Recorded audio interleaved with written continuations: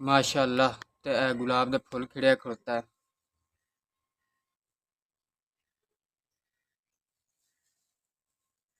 बदामा का बूटा भी दिन ब दिन वधदा जांदा गुलाब के नाल नाल। अस्सलाम वालेकुम, की हाल चाल ने मेरे भैन भाइयों। उम्मीद करना ठीक हो। सो अलहमदुलिल्लाह मैं ठीक ठाक हाँ। तो अज का व्लॉग शुरू करने पहले मेरी एक छोटी जी रिक्वेस्ट है कि मेरी वीडियो लाइक किया करो और मेरे चैनल को सबसक्राइब कर लो ताकि मेरे हर आने वाली वीडियो थोड़े तक बासानी पहुँच सके। जिथे भी रहो खुश रहो, बात रहो, हसते वसते रहो। साडी दुआवां हमेशा थोड़े नाल ने। हाँ जी, तो यह पई है वो कब्रस्तान की लकड़ जी कि चाहते पहले तो पिछली साइड तू टुटा हा कि करते उनके टोटे किते आन। तो ये टोटा उत्थे ही पिया हा साढ़े दो बंदे को नहीं चवीजा मेरे तो मलांग को। एक परसों रात के कल रात बल्कि एक चोर चाह के तो मोढे ते ले जाता हा।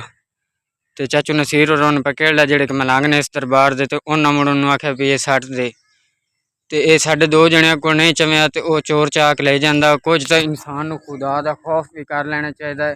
एक मुसलमान होने के नाते उन्होंने भी इस गल का एहसास होना चाहिए कि मैं भी मर के अंतरों आना तो इतने कब्रस्तान ही है ना।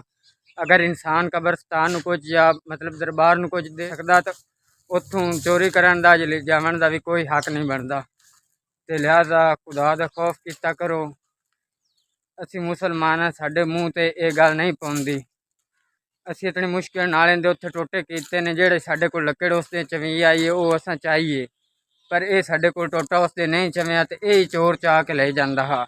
तो हुण चाचू नसीर होरी कल दे फैसलाबाद गए हुए ने तो ये ला के गए ने मेरे जिम्मे मतलब इनकी रखवाली तू करनी है। तो मैं जिस टाइम भी वापस आटे आया आप इन इतने कुआड़े नाल चीर के तेन चाह के तो वापस ओदे लंगर खाने सट ली सा। तो ये लकड़ हुण इत्थे ही पई। मैं इनू तकरीबन रात दे फेरे मारन लगा भी लकड़ दी सुर करन लगा।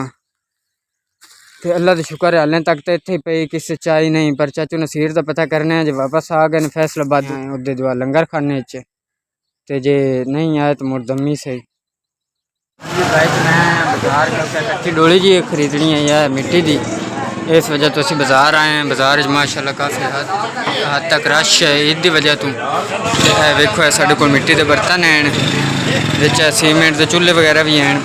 तो सानू ये जी चाहिए डोली मतलब थोड़ी जी इस वड्डी नाल साडे इकरा फातिमा भी आई है। वेखो मोटरसाइकिल तो असीं तीनों ही आए हैं, भाई तो मैं तो इकरा फातिमा। तो वेखो और डोली वो चेक करा रहे पर वो साडे काम की नहीं क्योंकि इमली और आलू बुखारे का शरबत पीवन वास्ते गर्मी की वजह तो बड़े जलील होने हैं।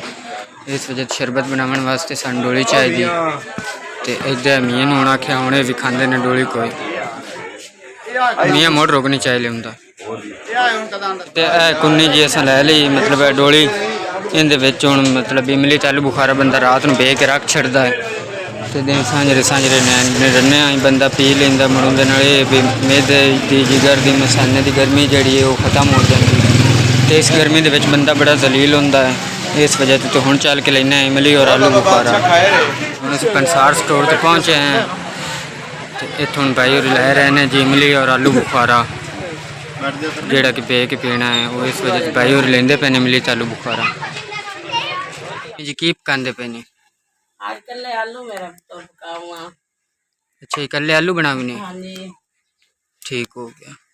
लेट हो गया ही मैं क्या दुनिया सब्जियां भी ने खा खा के मुंह पईया खड़ी तो कल्ले आलू बना लिए पर जाए तेरी लेबर ना गई हुई है ये मैं क्या सालन बना लेने आलू वाला। ठीक हो गया। हाँ जी, तो साढ़े पिछले टाइम की रूटीन मतलब कि शाम की गर्मी बहुत ज़्यादा है। तो गर्मी तो बड़ा जलील की खड़ोते है। बिजली वो बार बार वग जाती बंदा तो इस टाइम साह लवन तो ही तंग होया खड़ोता है। तो व्लॉग बनाना भी बड़ा मुश्किल हो गया है। बाजी और लेबर ले गए हुए हैं उतू ईद का सीजन है, ईद के दिन शुरू ने।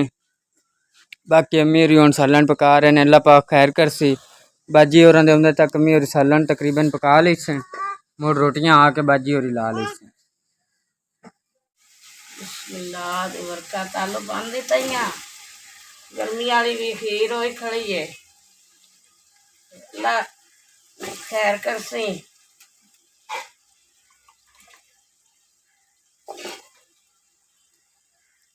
सालन भी ना बनावीए तो रुखी भी नहीं खाई। गर्मी भी अखीर कार छती आज तो असलों ज्यादा गर्मी है। जी सालन बन गया। हाँ जी पक्का खड़ा मैं थले लावा ਤੰਦੂਰ ਵਿੱਚ ਝੁਲਕਾ ਪਾ ਦਿੱਤਾ ਹੈ, ਆਟਾ ਗੁੱਦਾ ਪਿਆ ਜਾਂ ਤੰਦੂਰ ਬਾਲ ਜਾਂਦਾ ਤੇ ਰੋਟੀਆਂ ਲਾ ਲਈਆਂ ਸਾਲਾਂ ਨੂੰ। ठीक हो गया। हाँ जी, तो शाम काफ़ी हो गई, आज लेट हो गई खावन पकावन नूं, क्योंकि बाजी होर गए हैं लेबर लेमी होरी कल्ले आने इस वजह तो। ते अज दा जो भी व्लॉग आ हम थोड़े भैन भाई नाल शेयर किया है। इंशाअल्लाह लज़ीम अगर जिंदगी रही तो कल दे व्लॉग विच मुलाकात होसी। खुदा हाफिज़।